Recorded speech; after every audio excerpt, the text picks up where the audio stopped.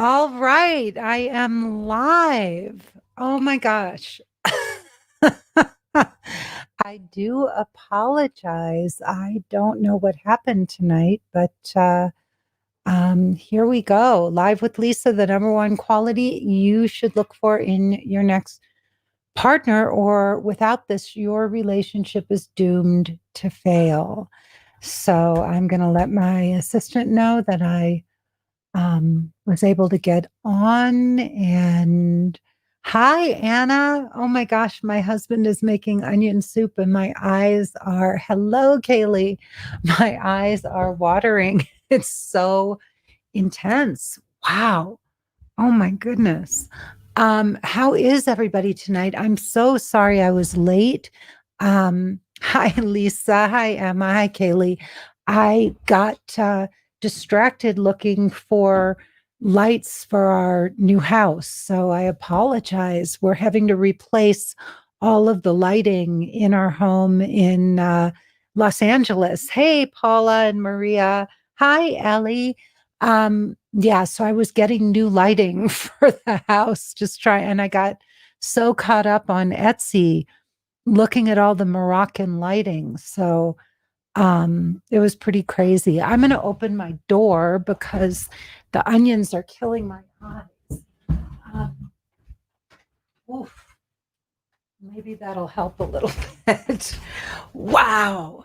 Yeah, I don't know. I was sitting here just waiting for the Facebook Live, and then I looked at the clock. My operations manager messaged me, and she said, "Lisa, are you going live?" And I was like, "Oh my God." So here we are. So let's talk about the first thing I'm going to do right now is just go on to Facebook and hang on. All right. And the first thing I'm going to do is just share this to a couple of places.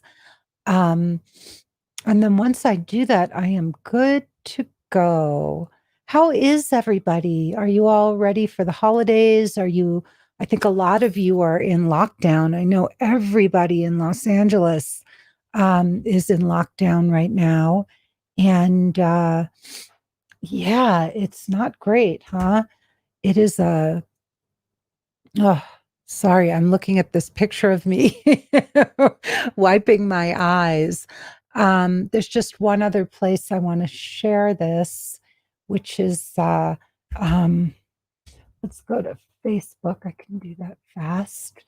And then I'm almost done. I'll put it on my homepage, and then we're good to go.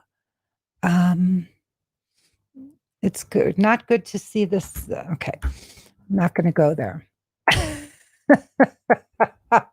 All right, we're just going to let that go and move on. So it's good to see everybody. You're more than ready. Thanks, Emma. Hi, Jane. It's great to see you, honey. Lots of love to you.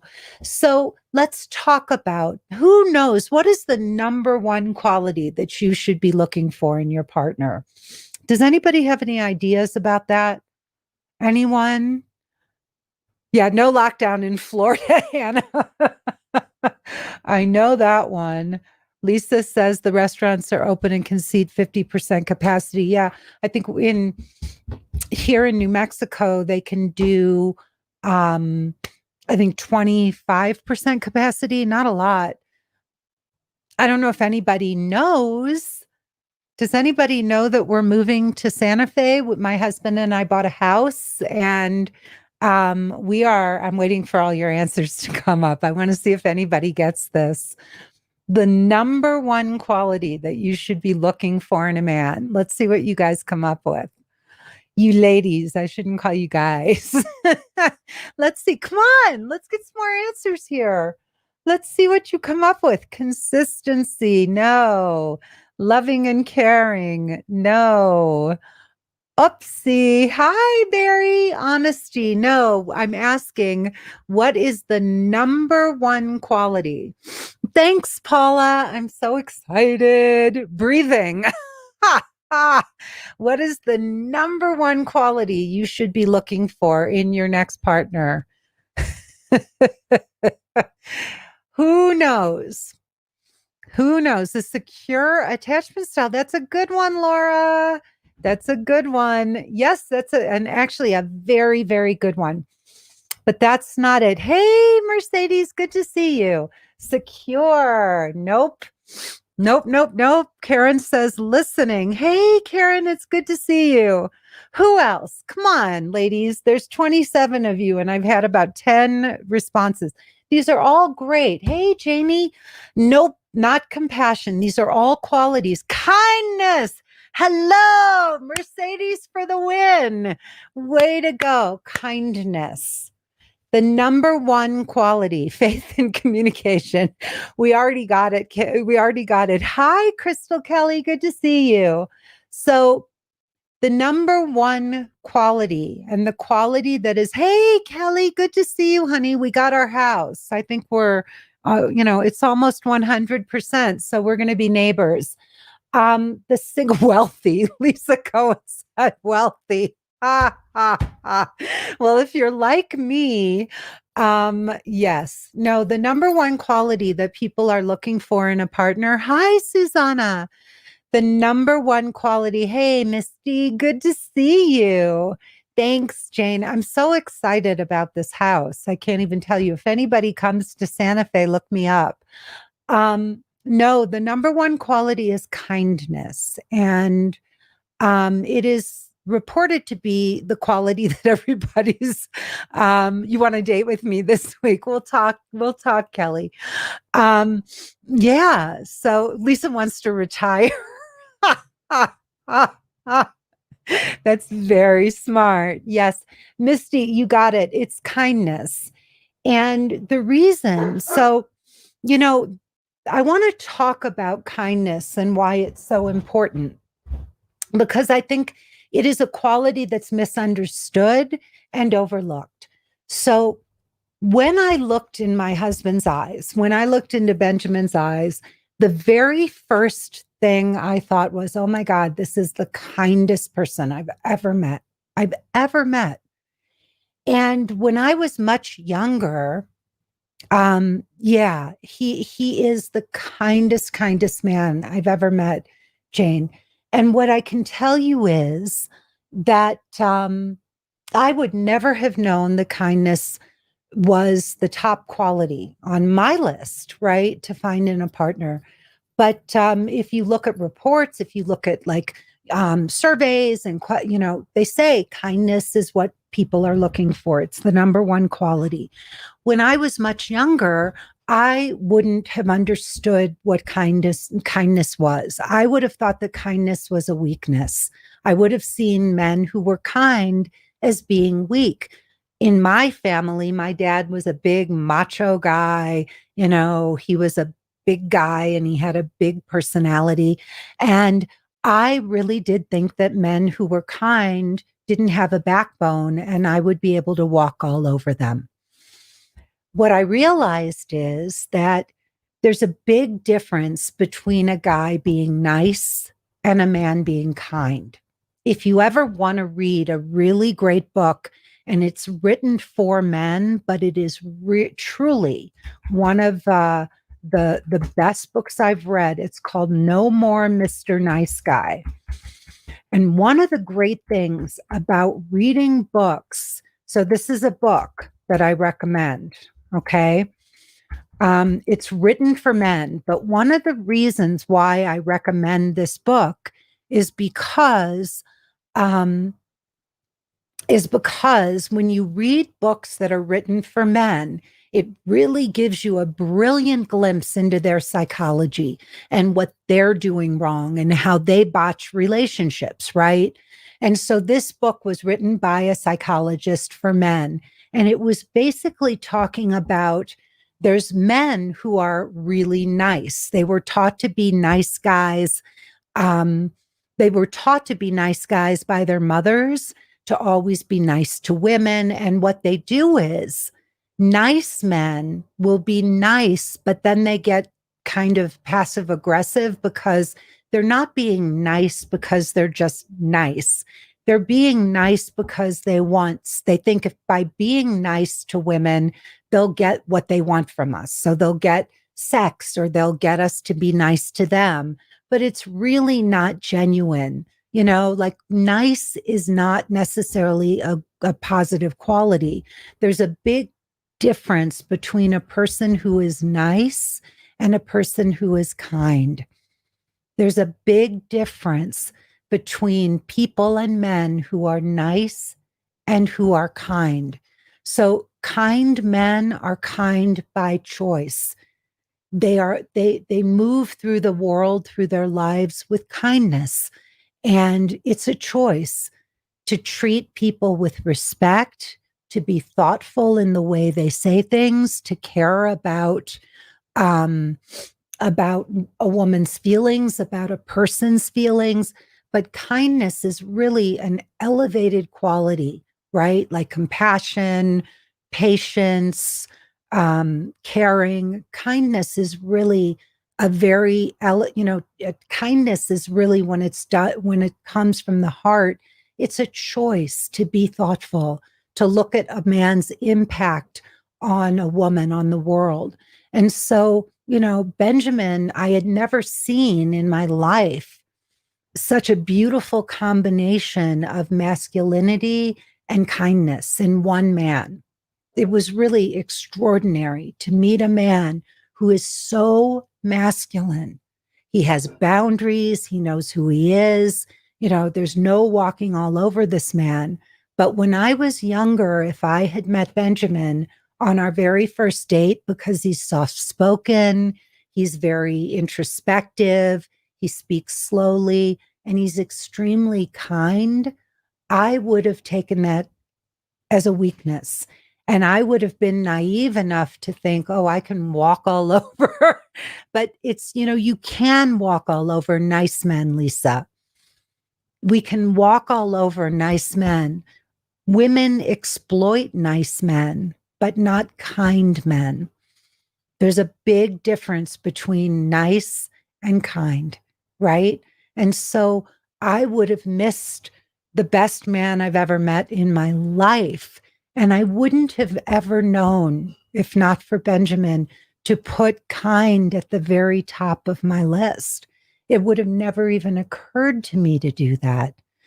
No, he's not. He's not weak. He's gracious. He's very thoughtful. He's funny, but yeah, he's truly just a kind human being. Kelly said, I met the kindest, most supportive man I've ever known, but we come from different claws and things bother me. I feel like I should dive in, but something tells me no. How do we check our final five and know that our differences may not be a match? Well, Kelly, I'm not sure what's holding you back with him.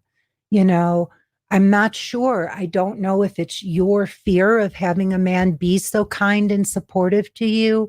I don't know if that's, I don't know if you're afraid to receive this, or if there are other differences between the two of you that make you question whether he's a good match for you. Mercedes says, I remember the statement when I first started working with you.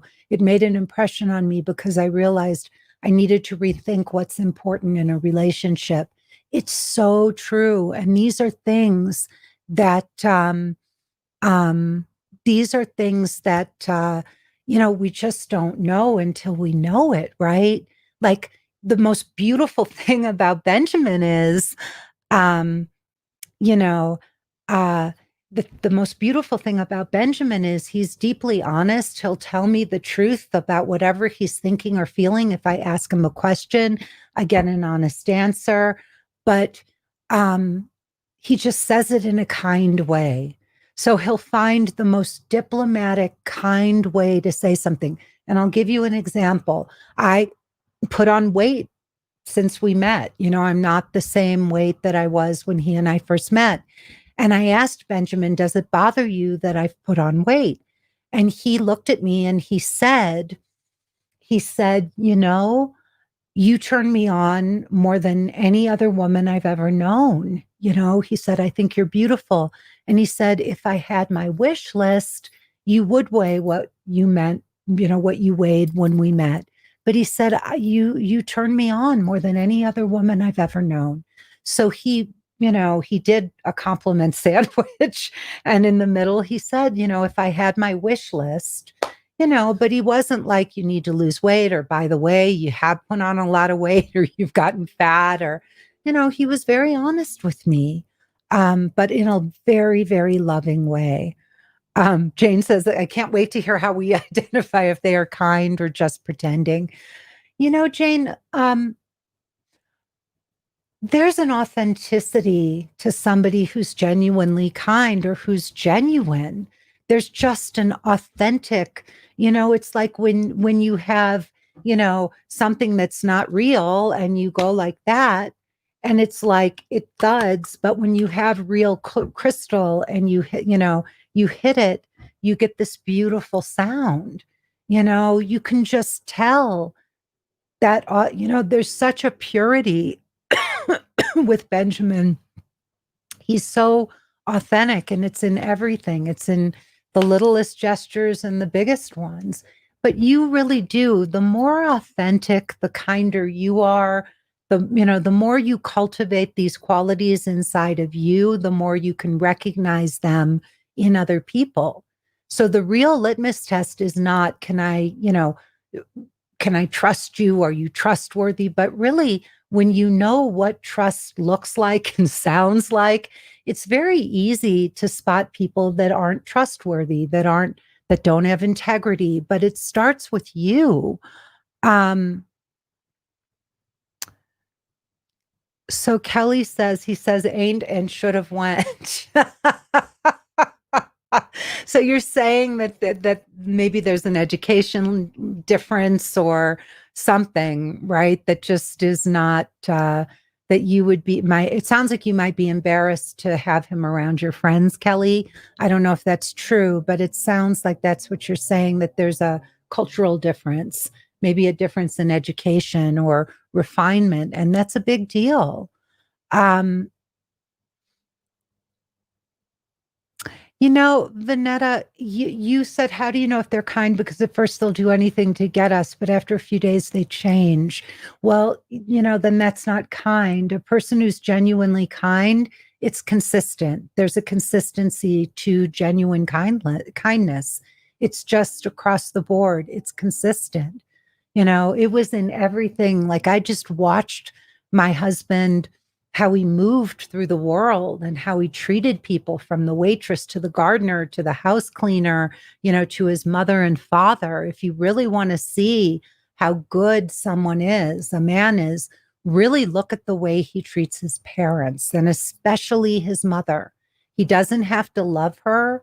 They may not be, besties and really click with each other. But, my husband treated his parents with such love and respect. Even though he didn't connect with them at a deep emotional level, there was some disconnect there, but he was so kind to them. He was kind to everybody. He was just kind and good. And, it's amazing. I mean, he's kind to me. I get to be the beneficiary of all that kindness. And I'll tell you, it's like a dream to be in a relationship with someone like that. In fact, he's down there cooking dinner for me right now as I speak. I can smell the onions. Should you put weight on to test him? Jane, you would have to put on a lot of weight, honey. I don't think that would work very well. Jane, watch him. Watch how he treats the waitresses at a restaurant. Watch how he treats his parents. Like I said, it's how he treats not just you, but everybody around. How does he talk about his exes? How does he treat his kids? The devil's in the details. Yeah. Yep. All right. Any questions? Any comments? Any questions about dating in general?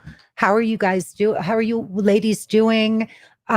We have 42 people on the call. I'd love to know if there are new people who's out there and who, has joined in for the first time. Please say hello and let me know who you are. Um, yeah, it's really beautiful to be um, with a man who is, um, that's a great question, Martha. I think that's a really, really, really great question. The number one quality men are looking for in women, um, I would bet it's kindness too. I would bet that men are looking for women who are also kind. When you're in a relationship with someone who's kind, it's emotionally safe. It's safe to open up. It's safe to get close to that person. It's really beautiful to be with somebody who's kind. And when you have two genuinely kind people, you create a lot of emotional safety in that relationship. Jane says, yes, he's always kind and has good things to say, but he's got a sarcastic personality. Um, this is borderline on kindness. Well, sarcasm really, if he's actually sarcastic, Jane, one of the things a lot of people don't understand is that sarcasm comes from anger. It's actually like kind of angry. And so it's not a positive quality at all. Being sarcastic is like when people are sarcastic, they sort of couch negative thoughts or biting comments. They cover it over, they're masking it with humor, but they actually mean it. They're biting and cutting, and they say mean things about people. So, is it borderline on kindness? I think that I think it's, yeah, it isn't. Sarcasm is not a positive thing. um so Oh, your Mr. Right is out there, Vanetta. Of course he is. A positive attitude is also important. Understanding. Yeah, men want women who are understanding, but I think that's comes from kindness. I think people who are kind are understanding because they think about other people's feelings. It's a new experience being with a man who appreciates me so much. It feels emotionally safe. That's wonderful. It does feel safe when you're with a man who appreciates you, Kelly. And I like that you're trying to open up to it. And if him saying ain't bothers you, maybe there's a kind way to get emotionally naked and say something to him, say, hey, I know, I noticed you use the word ain't. And, if I can, may I make a suggestion? And just say, may I make a suggestion? It's, I understand that it may just be a form of speech. And I admire a man with really good, with a good command of the English language. Hi, Clissy. I've never seen you before. So hello, welcome. Um, Lisa, I had a date this evening. He left the restaurant after 10 minutes. To take an important phone call. 20 minutes later, he still hadn't returned. I texted him to let him know I was going home. I haven't heard back, and nexted him. Do you think there's any? No, I think that's really inconsiderate, unless it was a big emergency. But, what kind of important phone call? That's ridiculous. Unless he calls you to tell you he got like a bad diagnosis from his doctor. Yeah, Martha, sarcasm is not a good thing. It's really like anger masked in humor. Susanna says, this is so true, Lisa. I know people are sarcastic and they're not kind at all. No, yeah, Anna, it's really, if you look up the definition of sarcasm, the definition of sarcasm is just that. That's the definition, of sarcasm. I'm not making that up. It really is the definition. So I'm just looking it up right now. Yeah, the use of irony to mock or convey contempt. So that's really the definition. the use of irony to mock or convey contempt. So many of us don't really understand what sarcasm is. So this is what the dictionary says. It's really not good. Let's see here. Yes, I've been emotionally naked. We've talked about his language, his but not his lack of sophistication. I don't know how to get beyond it. I'm not attracted to him, but I'm confused because he meets my final five. Well, just because someone has your final five doesn't mean that they have everything on your, that they have the things on your wish list. Hey, Simone. Hello, hello. It kills relationship. It sure does. Clissy says, what's the proper way to tell a man that using his fingers to put food on his fork is not okay? He said he got lazy, but wouldn't you think that if I mentioned it, he would try to use his knife? Other than that, he's a gem. Clissy, what you would say to him is, what would really make me happy is if instead of using your fingers, you would use your knife and fork. Just say that would really make me happy. Yeah. Yeah. Anna learned something new about sarcasm. I know, right? I never knew that either. It's really not a good thing. It's really, yeah. And contempt is really the worst word, because contempt is hatred of other people. It is. If you know anything about John Gottman's work, John Gottman talks about the four. Does anyone know John Gottman? He works with couples and he has something called the Four Horsemen of the Apocalypse. And what John Gottman talks about is there are four different things that happen in relationship. And well, that's not good. No, sarcasm is not a good thing. But John Gottman talks about the four horsemen of the apocalypse. And, I can't remember them all off the top of my head, but the worst one of all is contempt. Because when somebody is contemptuous, like when a husband starts to become contemptuous of his wife, that's hatred.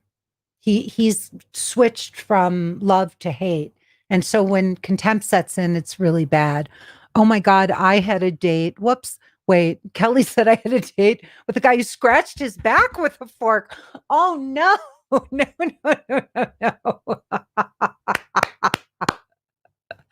Was he an otherwise kind of classy guy, or was he just like no? Oh man, Kelly, that's a little horrifying. Anna says, Clissy, I've come across this. I said it in the kindest way I know, that he's an intelligent man, and using a fork versus his finger shows intelligence and respect to the people around him. Yeah, it's one thing at home, but it's another thing if you're out in public, I guess. Any questions about dating? Anything about what's going on in your dating lives? Anything? Any questions, any comments, even about your relationships? I worked with couples for many, many, many years, and also men. I coached tons of men. They're fabulous. It was really fun coaching the men, actually. I enjoyed it a lot. I actually just saw in a Facebook thread, one of my guys just got married to a wonderful woman. He's very, very happy. One of my former clients. Wonderful guy, very handsome. They're going to have cute kids.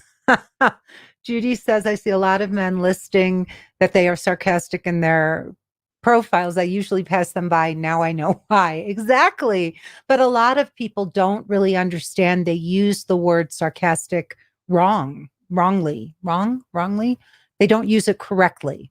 So wrongly, incorrectly. Yes. So when I talked to him about sarcasm, he said he will not use sarcasm on me. He's very kind and authentic, though, and treats me well. Well, that's good. At least he doesn't use it on you. But how should I address this with him? Will that be considering changing him? No, I mean, when you're really trying to help your partner, grow in a beneficial way for his own benefit, especially because, being sarcastic, if he does this around colleagues or friends, people in his business world, Jane, that's not good. It's not good. And people who know what sarcasm is, it's a turnoff. So it doesn't look good for him, and maybe you'll tell him about the definition of sarcasm so that he doesn't do it anymore because it's not good. It's just not a positive thing. Um, I have seen men's profiles state that they want to meet a woman who is sarcastic. I think, Lisa, a lot of people do not understand the meaning of the word and they use it incorrectly. I really do. I think they just don't know what it means. Um, but Jane, maybe he's just funny and sassy, and maybe it's not sarcasm. Sarcasm is mean. It really is. It's mean. It's when, you're being mean towards people. It's not the same, right, Carol? Hi, Carol. It's not the same as a dry sense of humor. It's really cutting and mean. It's just not a good word. All right, other than sarcasm, I've struggled with boundaries. I've developed relationships with several men, but I don't think they are my guy. But I want to experience intimacy with them, to experience what other men can be like. I'm learning a lot about myself, but I'm afraid I'm leading them on. I'm honest and open, but it feels like I'm straying from your teachings.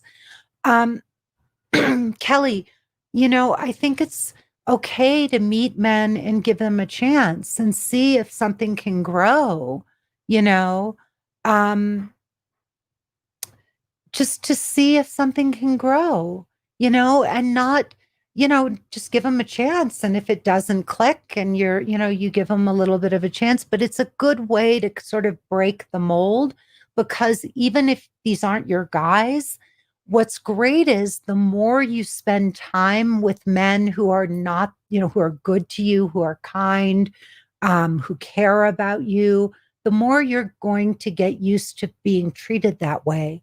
And the more you're going to feel less inclined to hang out with men who are not your guy, who are unkind to you.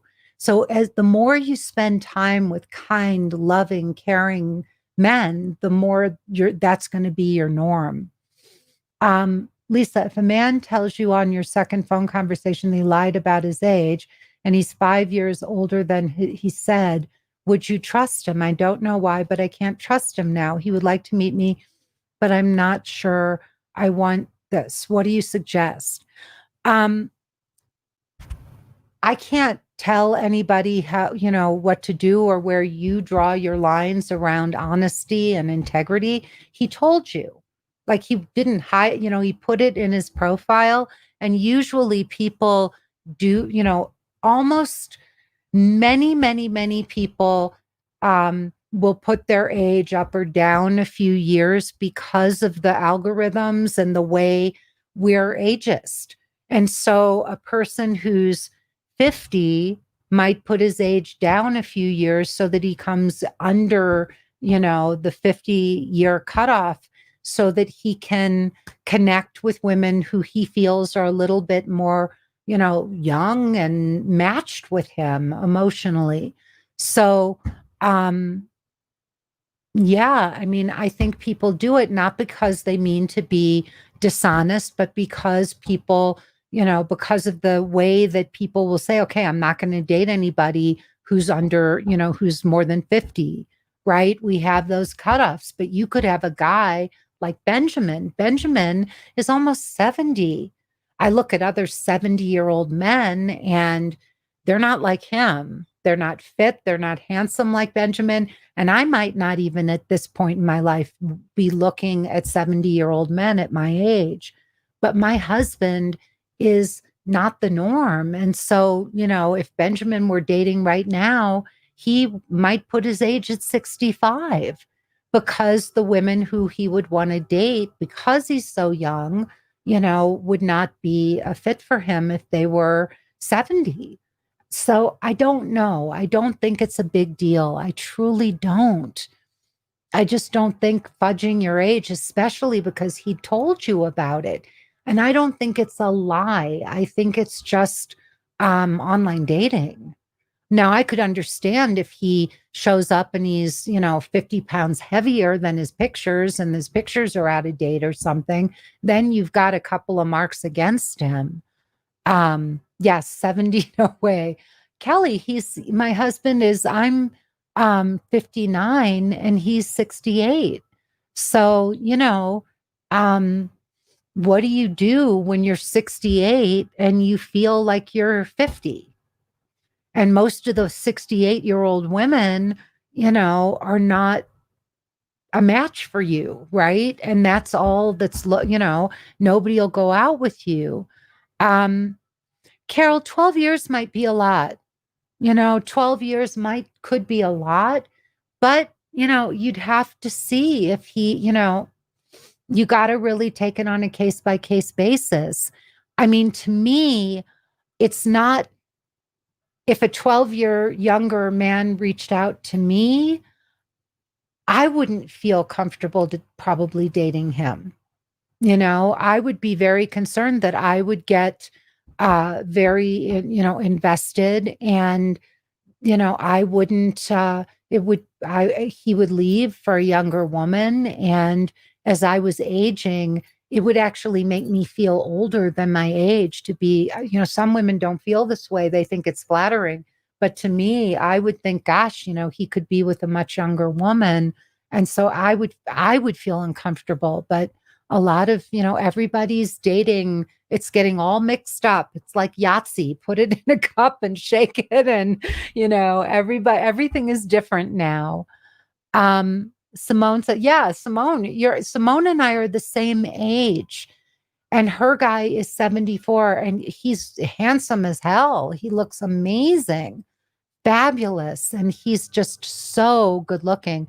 But yeah, Susanna, to me, if a guy budged his age, I'd be like, good for you. If you're 75 and you feel like you're 70 and or you're 65 and you feel 60 and I don't, he'd have to show up and not feel 70. Now, if he shows up and he feels like a 70-year-old man to you and you're not attracted to him, then there's your answer. But I don't think there's any issue these days about fudging your age a little bit, as long as you tell somebody right up front, hey, I put my age a little down. Kelly says, what about sex talk? Flirting and boundaries are a difficult balance. Well, flirting, boundaries, and alcohol are definitely a difficult balance. So, yeah, you got to be careful if you're, I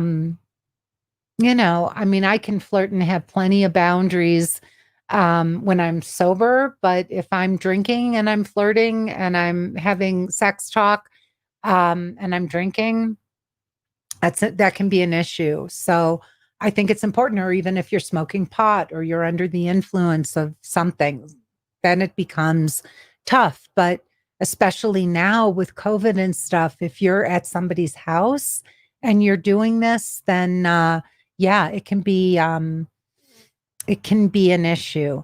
Ladies, I got to go have some dinner. My husband is cooking for me. So I'm going to go eat. I'm so sorry I was a little late tonight. It is so good to see everybody. I send you so much love. Please, please, please come back and, give me hearts and thumbs up if you enjoy this, because my ego loves it. The more hearts and thumbs up, the better. It's good to see all of you. Kelly, let's talk about getting together. I would love to see you again. And my love to everybody. So please, hearts, thumbs up, whatever. Martha, great to see you. Love to everybody. And look for kindness. I'll tell you, at the end of the day, being with a loving, beautiful, kind man is going to be like the best thing you ever did for yourself. All right. I'll see you all next week. Mwah. Bye, everybody. Bye, Judy. I will enjoy that dinner.